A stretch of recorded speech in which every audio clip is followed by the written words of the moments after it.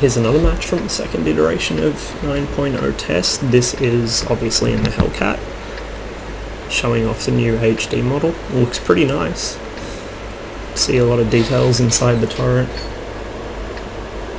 The gun in particular is very detailed. If I can just, there we go. Breach of the gun, traverse mechanism, everything. Looks really good. You can even see on the 50 cal individual bullets in the belt. So back into regular spectate mode. Sorry, fixed camera now. As you can see, the game is short on players.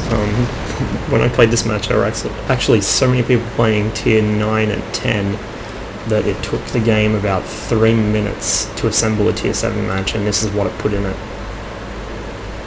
So it was an interesting match, but it didn't last very long. So you can see here the enemy MT-25 is already spotted. Another player from the NA server. My first shot whiffs badly, but he drives right into me. I'm not sure why. He hits a wall and is easily taken care of. 3/4 is back there. My first shot sails over him. So does RELC. However, he sits still and lets me get a second shot which goes straight through the front of his turret. And he's dealt with by the IS.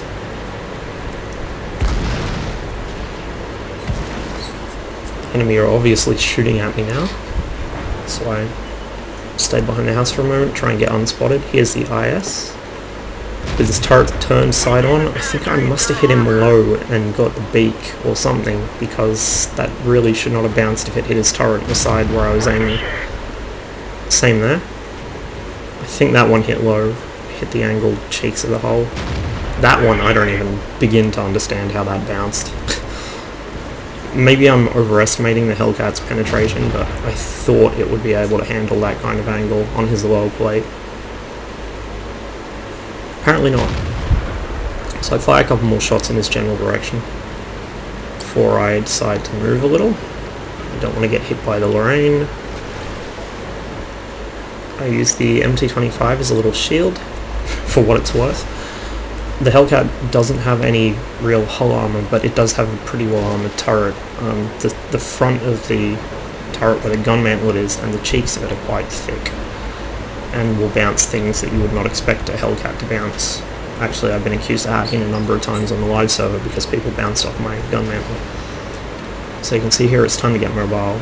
I get up close to the ridge, forcing them to, if they want to shoot me, to pop all the way over, exposing themselves to my teammates. I'm looking for a shot on the T-29, but I have to try and hit him between the trains and the bridge pylons. And so I don't know if that connected or not. I don't think it did.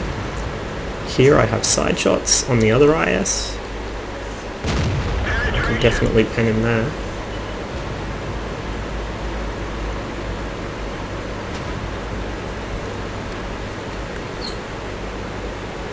I figure these guys are probably distracted, so I can work my way around and pop them. Take a hit off the IS, a big hit, but I know I reload in time to get him, and thankfully this time I don't bounce.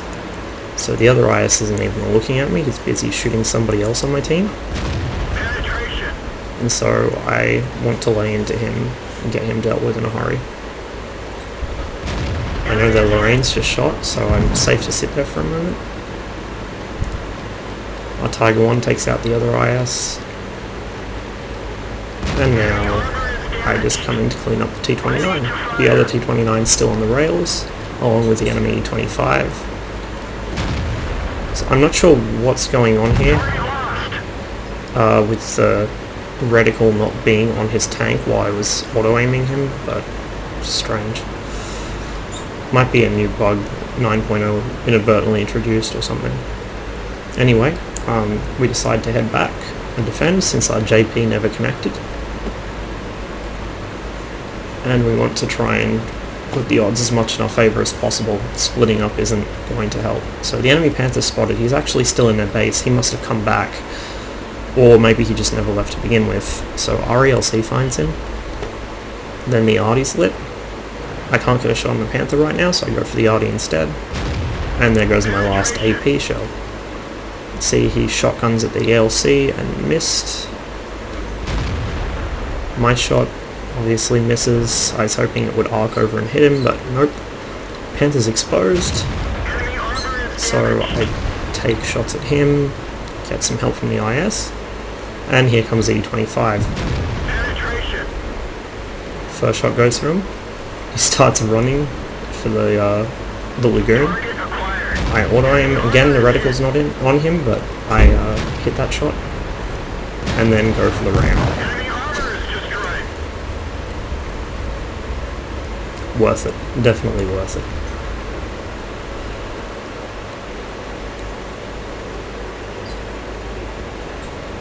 So the rest of my team go to clean up the arty, and the enemy E25, here in a second, 2 ninjas died. I'm not sure what, I think the last word means like a product or something, so maybe 2 ninjas died as a result or something. But you could see the funny side of it, obviously.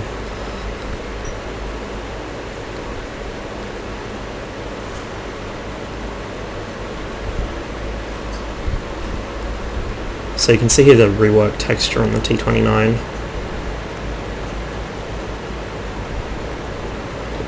The colours look a bit flattered because what they've done is they've taken the shading out of the texture. Now that's just the lighting engine doing most of the work. And